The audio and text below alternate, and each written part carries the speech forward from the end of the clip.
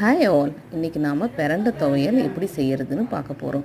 இதுக்கு நம்ம பிரண்டையை க்ளீன் பண்ணி ரெடி பண்ணி வச்சுக்கணும். அது கூட இஞ்சி, காஞ்ச மிளகா, எள்ளு, கருப்பு எள்ளு தான் மோஸ்ட்லி யூஸ் பண்ணால் தான் நல்லாயிருக்கும். ஸோ இது எப்படி செய்கிறதுன்னு பார்ப்போம். ஃபஸ்ட்டு ட்ரையான வானலில் எள்ளை நம்ம ஃப்ரை பண்ணி எடுத்துக்கணும். எள்ளு நம்ம ஃப்ரை பண்ணும்போது லைட்டாக வெடிக்கிற மாதிரி இருக்கும்போது எடுத்துடணும். அதோட போதும். இந்த பிரண்டை ரொம்ப ஹெல்த் பெனிஃபிட்ஸ் இருக்குது. அதில் நிறைய கால்சியம் இருக்குது. ஸோ எல்லாருமே இது கட்டாயமாக எடுத்துக்கலாம்.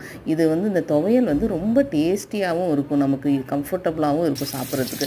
அதுக்கப்புறம் இந்த எள்ளை எடுத்து வச்சுட்டு எண்ணெயில் இஞ்சியை வதக்கிக்கணும். அப்புறம் அது கூடவே காஞ்ச மிளகா எடுத்து வச்சுருந்த காஞ்ச மிளகா, இஞ்சி எல்லாத்தையும் வதக்கிட்டு இதெல்லாம் லைட்டாக வதங்கும் போதே பிரண்டையும் வதக்கணும். நம்ம ஆக்சுவலாக அரைச்சிட்டு வதக்க போகிறோம் திருப்பி. ஸோ நம்ம ஓரளவுக்கு லைட்டாக வதங்கினாலே போதும், ரொம்ப வதங்கணும்னு அவசியம் கிடையாது.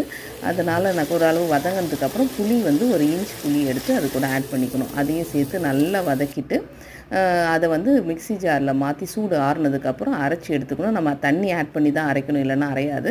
அதை நல்லா அரைச்சி பேஸ்ட் மாதிரி ஆனதுக்கப்புறம் ஒரு 2 குழிக்கரண்டி அளவுக்கு நல்லெண்ணெய் எடுத்துக்கணும். அப்போ தான் இது ரொம்ப நாள் கெடாமல் இருக்கும். அதில் வடகம் தாளிச்சிட்டு இப்போ நம்ம அரைச்ச பேஸ்ட்டை போட்டு நல்லா வதக்கி எண்ணெய் பிரியிற வரைக்கும் வைக்கணும்.